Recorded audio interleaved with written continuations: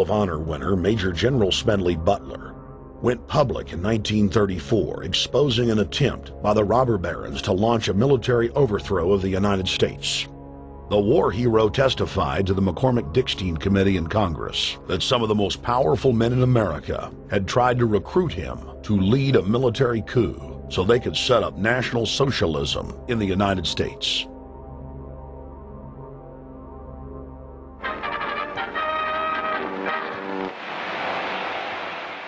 I appeared before the Congressional Committee, the highest representation of the American people, under subpoena to tell what I knew of activities which I believe might lead to an attempt to set up a fascist dictatorship. I was supposed to lead an organization of 500,000 men, which would be able to take over the functions of government. The fascist had also made deep inroads in England. Edward VIII, King of England, was forced to abdicate the throne because of his public support for Hitler. Also es sich dabei nicht nur das negative Problem der Bekämpfung dieser Lehre und ihrer Organisation handelt, sondern die Durchführung der positiven Aufgabe der Gewinnung des deutschen Arbeiters für den nationalen Staat.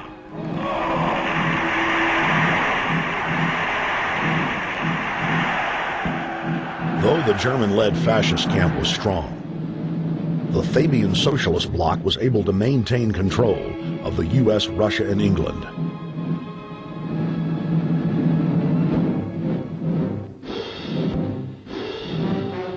In the build-up to World War II, and during the conflict, the bankers again financed both sides, just as they had done with Napoleon.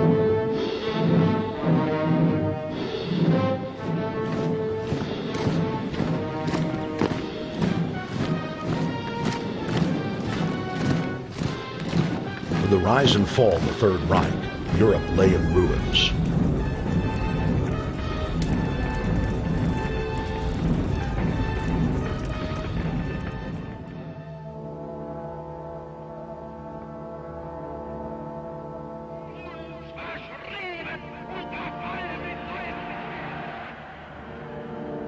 Once again, the elite claimed that only global governance could save humanity from certain destruction. And this time, the elite would succeed in setting up their world body.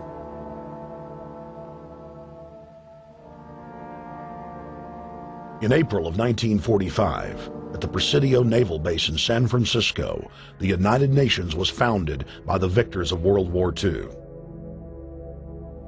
The United Nations complex was then built in New York City on land donated by John D. Rockefeller.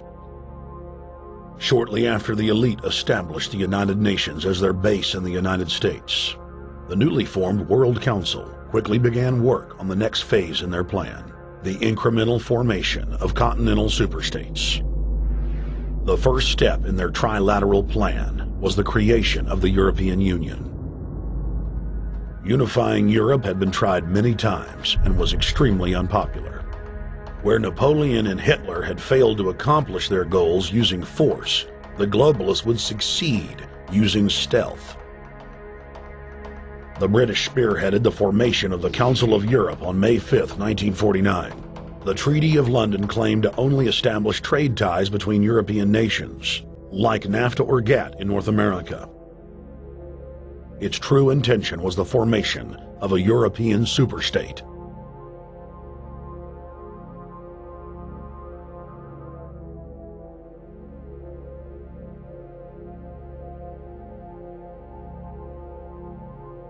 In 1954, the elite of the planet met in secret at the Bilderberg Hotel in Oosterbeek, Holland. The Bilderberg Group would later admit that their mission was the formation of the EU. Once the EU was established, under the guise of trade deals, a North American Union and Asian Union would be formed. The three interlocking superstates formed the core of the global government, while the United Nations would serve as a world regulatory and enforcement body over the Third World subregions. The Bilderberg Group consists of the heads of all of the managing roundtable groups that steer individual countries. Picture the elite power structure of the world as a giant pyramid. with only the elite of the elite at the tip top of the capstone. The group has been so secretive that until the mid-1980s, the controlled corporate media denied its existence. Into the late 1990s, coverage only consisted of rare one-line mentions.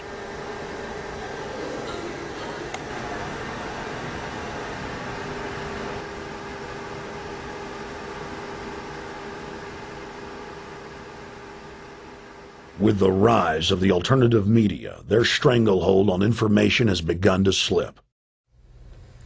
On the outskirts of the national capital today, black limousines with darkened windows converged on a hotel where private security guards imposed ironclad control. The limos carried royalty, political power brokers, and industrial titans to a secret meeting that will last all weekend. It's known as the Bilderberg Group. Could their objective be world domination? Every 4 years, Bilderberg meets in North America, and in June of 2006, we decided to travel to Ottawa, the capital of Canada. The site of Bilderberg.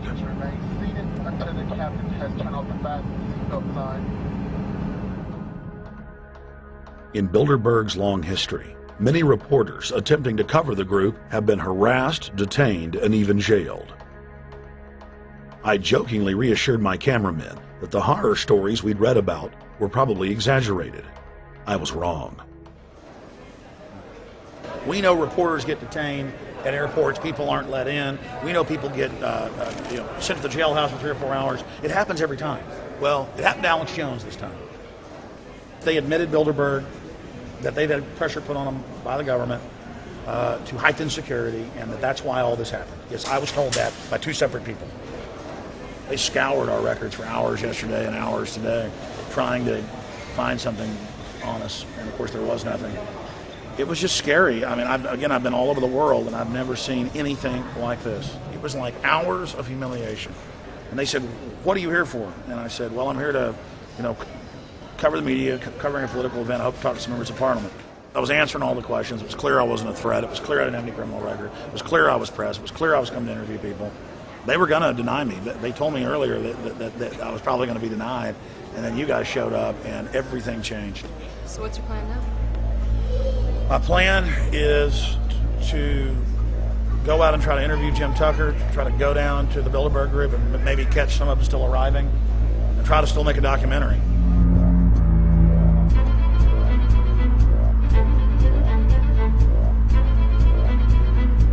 So instead of being here at 8 a.m.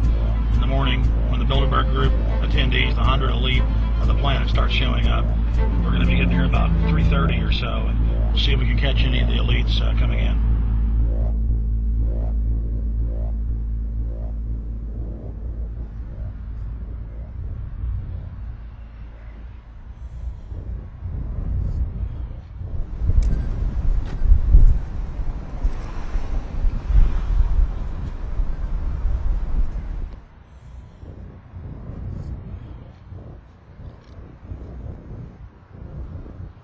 What do you think's on the agenda for this edition of the Bilderberg Society's annual meeting? They're debating the attack on Iran. They're talking about how to take out Hugo Chavez. They're talking about how to get their American Union in that destroys Canadian, U.S., and Mexican sovereignty.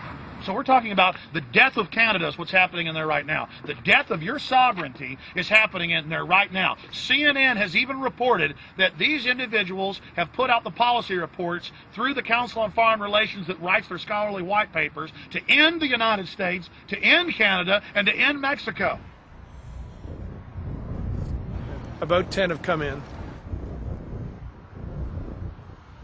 They've been coming in slowly in typically big black cars with what appears to be bulletproof glass, and we've got a few pictures of some of the people. We're being kept well back from the building by an awful lot of security people, but there'll be more security as this thing develops. Again, just a reminder to stay off the property, okay? I am.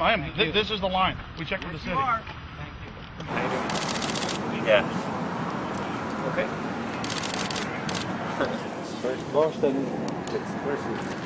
The ex-president of Ireland? Maybe? Okay, Danny will know. I came here from upstate New York. I booked a room way in advance. When I checked in at 10 o'clock at night, they told me I had to be out at 8:30 in the morning. And so, of course, I complied to what they wanted. I wasn't happy about it because I had been tired. I drove quite a long way. Then I went down to have something to eat, and I just saw a bunch of security here, and I was wondering what was going on, and I asked questions, and they said they were having a wedding or they were having some sort of reception. So I decided to ask a couple more questions because I thought it was kind of weird. And then I saw them from my hotel window. They were in the back with flashlights looking at the trees, looking up through the trees, and they were also in front of the hotel combing. It looked like combing the hotel. So I kind of was wondering what was going on, and I left. I got up this morning. I checked out. And then the fellow that I spoke with, the last fellow I spoke with, said, well, you'll know all about it in the newspaper. Well, I didn't have to wait because there was a group of people out here telling me everything that was going on.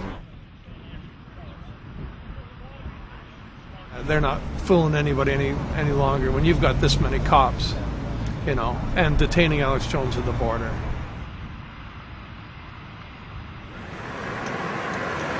Get them on both sides.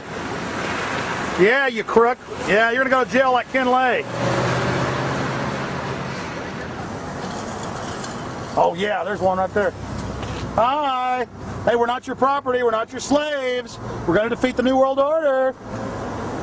The New World Order is going to be defeated. You realize that? I'm glad you do. Always does throughout history.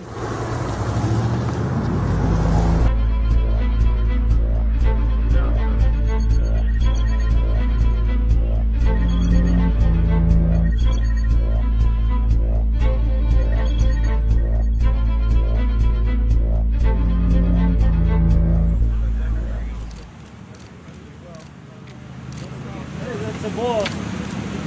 Boss is leaving. Etienne Davignon is the honorary chairman of the Bilderberg Group, as well as the head of its steering committee. The committee he heads selects and invites each year's attendees. In the last decade, the list of attendees has been leaked to reporters by moles on the inside. Veteran newspaper reporter Jim Tucker has been covering the Bilderberg meetings for over 30 years and has physically attended more than 20. We traveled back to our hotel to see if Jim Tucker received the 2006 list. First heard about Bilderberg in 1975, and I said, I don't believe it. That's not possible. Who in hell's Bilderberg? I spent 20 happy years with metropolitan newspapers. All the wires are clicking at my ear. That could not happen without me knowing about it. And the thing that first impressed me most was columns in 1957 by the late, great Westbrook Pegler, widely syndicated columnist. He wrote 2 lengthy columns about how approximately 100 leaders of international finance, heads of state, high public officials were meeting behind armed guards and closed doors on Jekyll Island, sealed off. What are these powerful internationalists doing? And why is it so secret? Why do they have armed guards outside? Why is it sealed off? The newspapers totally ignore it. Not a word. Total blackout in the United States. Since then, I've never stopped pursuing Bilderberg, or the whole international gangster organization led by Rockefellers and Rothschilds, as they manipulate the world for their own selfish interest.